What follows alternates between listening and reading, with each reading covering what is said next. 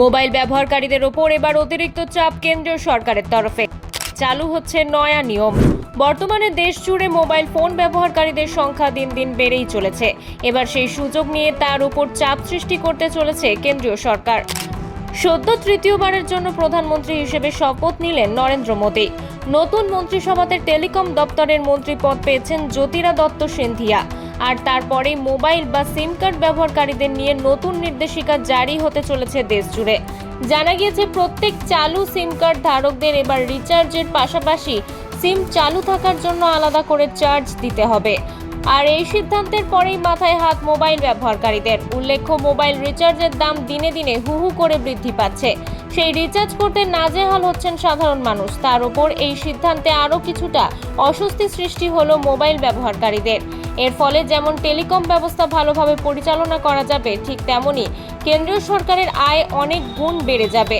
এছাড়াও এই মর্মে সংস্থার কাছে নির্দেশিকা পাঠানো হয়েছে বলেও খবর। তবে এই নিয়ে নানা রকম প্রশ্ন উঠতে শুরু করেছে। যেখানে প্রধানমন্ত্রীর ডিজিটাল ভারত এখনো গ্রামে গ্রামে ঠিকমতো পৌঁছে যেতে পারেনি, গ্রাম এলাকায় নেটওয়ার্ক ব্যবস্থা এখনো অনেকখানি পিছিয়ে, সেখানে এইভাবে চাপ সৃষ্টি করে সর্বহারা করার চেষ্টা করছে সরকার। মোবাইল ব্যবহারকারীদের ওপর বা মোবাইল সিস্টেমে এমন পদ্ধতি রাখা হয়েছে যেখানে মোটা অঙ্কের রিচার্জ না করলে সিম কার্ড বন্ধ হয়ে যায়। তাই বাধ্য হয়ে মানুষ রিচার্জ করে। কিন্তু এই নিয়মে তাদের উপর নতুন চাপ সৃষ্টি করা হচ্ছে বলে অনেকে অসন্তোষ প্রকাশ করেছেন।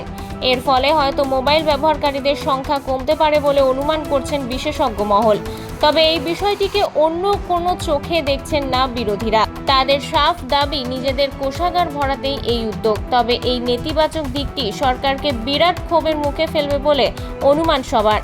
শুধু বিরোধীদের নয়, সাধারণ মানুষ এই বিষয়টি নিয়ে ক্ষোভ প্রকাশ করবেন বলে মত সবার।